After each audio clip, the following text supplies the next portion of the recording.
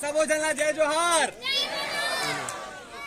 आप मतलब बता नहीं सकते हो कि बोला कितना अच्छा लगे था आप सबो जनला देख के। तो आप मन पहचान पात हो कि नहीं हमला?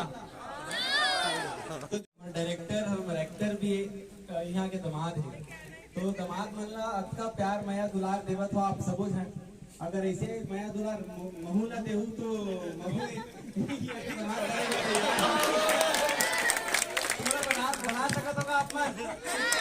तो बढ़िया रायपुर ले दिल्ली राजा के कनेक्टिविटी बढ़ जाएगी, 3 दामाद एक साथ आगो बढ़िया। आप सबो जन के साथ फिल्म देखो तो आप सबो जन के माया के बहुत ज्यादा जरूरत है। मैं दिल से बोलता हूँ, अगर आप मन चाह तो छत्तीसगढ़ सिनेमा ला बढ़ावा देना है, ऐसे फिल्म छत्तीसगढ़ में बनना है, बनाना चाह, अगर आप मन चाह तो ऐसे बने तो अगर आप मन चाहत हो कि छत्तीसगढ़ में ऐसे फिल्म बने तो आप मन के सपोर्ट के मतलब बहुत ज्यादा जरूरत है। तो आप मन सपोर्ट कैसे कर सकत हो?